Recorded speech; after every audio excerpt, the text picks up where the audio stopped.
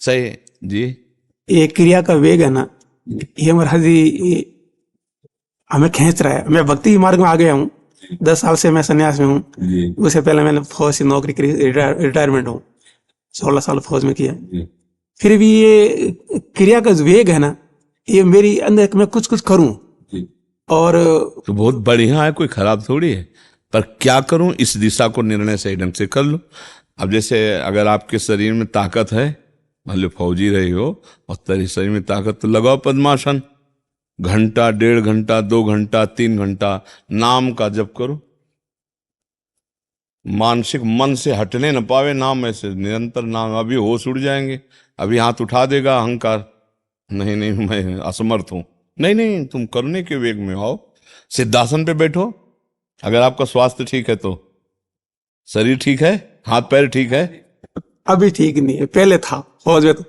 नहीं, हाथ पैर ठीक है। हाथ पैर ठीक है, लेकिन ये घुटना में है ना, ये ऐसे एक आसन में बैठ के मैं 2-3 घंटे नहीं बैठ सकता ऐसे। अच्छा, ये अभी दर्द करने लगा। मतलब क्रिया का वेग है, तो अब अपने को यही क्रिया के वेग को शांत कर ले। समाज सेवा के लिए कुछ करना चाहते हैं, समाज सेवा के लिए, पर वो चीज परमत। देखो, हमारी एक बात समझो, हम इस बात का निषेध नहीं करते कि समाज सेवा करें, लेकिन वास्तविक समाज सेवा तब होती पहले अपनी सेवा हो जाए। हमारा जन्म जिसलिए हुआ है, पहले हम उस बात को समझ जाए, फिर समाज सेवा होगी। हमने कभी जिंदगी में नहीं सोचा था कि हमको समाज सेवा, हम योग्य नहीं थे।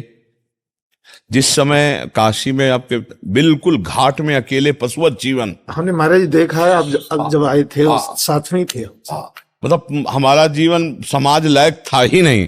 अब देखो, प्रभु ने समाज को सेवा करवाना चाहा तो कैसे वो यंत्रवत करवा रहे हैं। तो हमें लगता है समाज सेवा करने के लिए जो हमको चाहिए सामग्री, वो भजन है। हम डट के पहले भजन करें, पहले अपना कल्याण करो, जग का कल्याण स्वयं होगा। आप भगवदानंद में डूब जाएंगे तो हजारों लोगों को भगवदानंद में डुबो देंगे। सतरत सतरत सा लोकांतार्यति। देखो, हमारा जैसा चश्मा होता है वैसा ही हमको दिखाई देता है। सही पूछो तो किसी का कल्याण नहीं करना है, अपना कल्याण करना है। क्या मत्ता परतरम नान्यत किंचिदस्ति धनंजय। भगवान कह रहे, धनंजय मेरे सिवा और कोई नहीं है। यही मुझे जानना है कि मेरे श्री कृष्ण ही सब रूपों में विराजमान है। और जब हम ये जान गए तो उद्धार किसका करना है? उद्धार किसका करना है? हमको ये जानना है मेरा इष्ट ही सब रूपों में है। यही सबसे बड़ी समाज सेवा होगी। हम किसी से राग नहीं करेंगे, द्वेष नहीं करेंगे, इष्ट भाव रखेंगे। और जब हम अपनी मस्ती में होकर गाएंगे तो सबका कल्याण अपने आप होगा। जग का कल्याण स्वांता सुखाए तुलसी रघुनाथ का। जब अपने आनंद के लिए गाया जाता है तो और अपने आनंद लूट लेते हैं। आनंद जब अपने ही आनंद में नहीं है तो चाहे जितना बना बना के बोले, फर्क नहीं पड़ेगा सामने कुछ। तो हमको लगता है पहले डट के खूब भगवान के भजन में डूब जाओ। अब ज्यादा अवस्था तो है नहीं कि अभी जितनी बीतीत हो गई उतनी और प्लस होगी, ऐसे तो है नहीं। कलयुग है।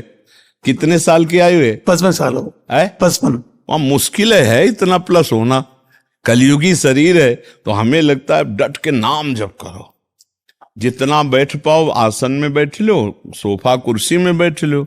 नाम जप के लिए तो फिर मतलब कैसी भी परिस्थिति हो, चित्त की वृत्ति तेल धारावत नाम में लगनी चाहिए। नाम अगर कर ले गए तो आप जो चाहोगे हो जाएगा। संसार का कल्याण सतरति सतरति सा लोकान मम भक्ति युक्तो भुवनम पुनः। तो भुवन के भुवन पावन का।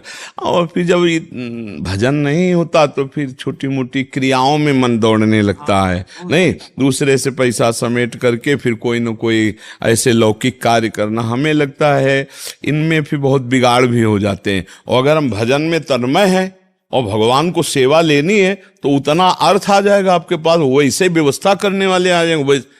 जितने लोग हैं किसी को एक को नहीं बुलाया है, न गृहस्थ को, न विरक्त को, न एक को भी, किसी को भी अपना आज तक माना है।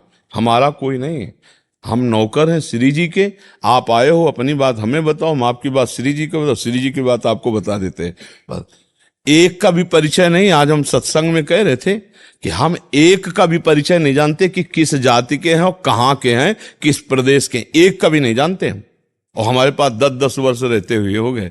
ये हमारे पास बहुत समय से सेवा में है, बहुत अंग से भी, लेकिन हम आज तक नहीं पूछा कि तुम कौन हो, कहाँ के हो, कैसे हो, नहीं पूछा। आए, श्री जी से जुड़े, आत्मा की तरह अपने रहे। लोक व्यवहार की यहां बिल्कुल मान्यता नहीं।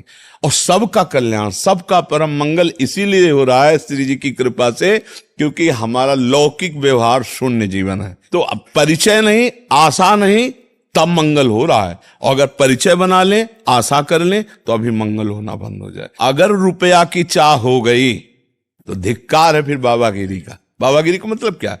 और चलाना है तो देखो बिना मांगे चला रहे श्री जी की।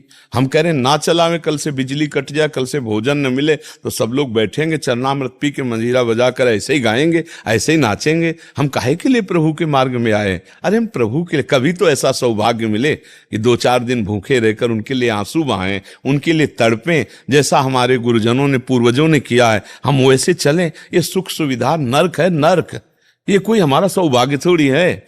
ये सुख सुविधाएं अगर हमको भोगने में सुख में लगे तो पूरी जिंदगी का किया कराया मिट्टी हो गया। जिनको साधन काल में त्याग करके विश्वत और भगवत मार्ग में चला गया, अब वो परिपक्व अवस्था में आकर के सुख दे, हमें ऐसा लगे कि इनमें सुख है, तो फिर परमार्थ है क्या? तो हमें लगता है पहले उपासक को चाहिए वो अपनी इंद्रियों पर विजय प्राप्त करके परमात्म साक्षात्कार कर ले। इससे बड़ा उपकार कोई नहीं।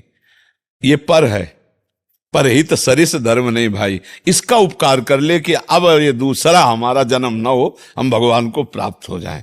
और अगर जन्म हो तो कर्म बंधन से युक्त न हो, भगवत अधिकार प्रेम से युक्त होकर, तो जगत मंगल करने के लिए खूब नाम कीर्तन, भगवत लीला गुणगान करते हुए हमारा जीवन व्यतीत हो, तो ऐसा जन्म भी निषेध नहीं है। इसलिए परोपकार की भावना को भी दबाना चाहिए।